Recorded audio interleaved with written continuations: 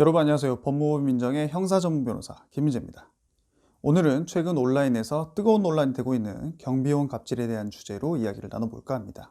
바로 며칠 전 이야기죠. 서울 강북구의 한 아파트 경비원이 입주민에게 코뼈가 부러질 정도로 폭행을 당하고 협박에 시달리다 결국 극단적인 선택을 한 사건인데요. 해당 사건은 현재 청와대 국민청원까지 진행 중이며 참여 인원만 약 38만 명이 넘고 있는 상황입니다.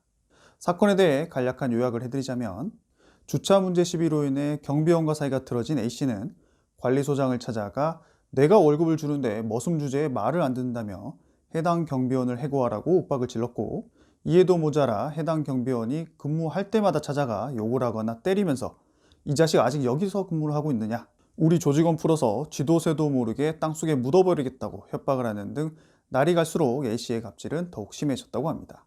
보다 못한 입주민들은 A씨의 갑질에 대해 긴급대책회의까지 열었지만 결국 경비원은 자신의 집에서 유서를 남긴 채 극단적인 선택을 하게 된 안타까운 사건입니다.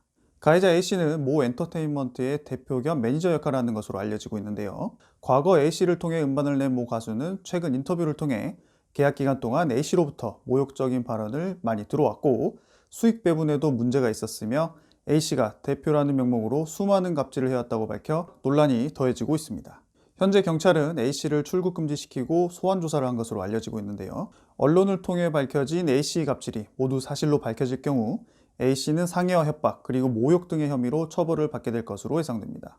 많은 분들이 궁금해하시는 살인죄의 죄책에 대해서 검토를 해보면 물론 A씨의 갑질로 인해 경비원이 극단적인 선택을 한 것으로 예상할 수 있지만 우리나라 형법은 원인과 결과 간의 직접적인 인과관계, 즉 관련성이 인정될 경우에만 해당 범죄를 인정하고 있기 때문에 A씨에게 살인죄의 죄책을 받게 하기는 힘들 것으로 예상됩니다. 하지만 살인죄가 아닌 A씨의 상해, 협박 등의 범죄 처벌에 있어 피해자가 결국 사망에 이르게 된 사실은 처벌 수위를 결정하는 데 주요 참작 요소가 될 것으로 예상됩니다.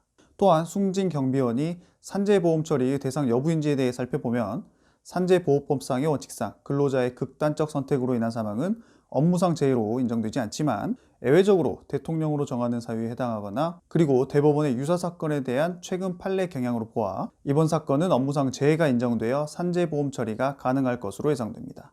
또한 사안에 따라 근로복지공단은 보험금 지급 이후 가해자 A씨에 대해 구상권을 행사할 수도 있을 것으로 예상되는데요.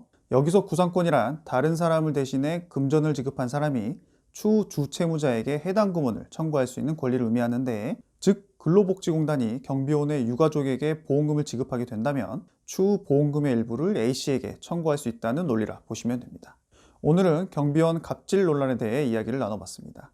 경비원 선생님들은 입주민들의 재산 등을 보호해주는 감사한 분들이라는 인식이 하루빨리 당연한 상식으로 자리 잡을 수 있기를 기원해 봅니다. 다음 시간 역시 많은 분들이 궁금해하실 만한 또 다른 주제로 여러분들을 찾아뵙도록 하겠습니다. 삼가 고인의 명복을 빕니다.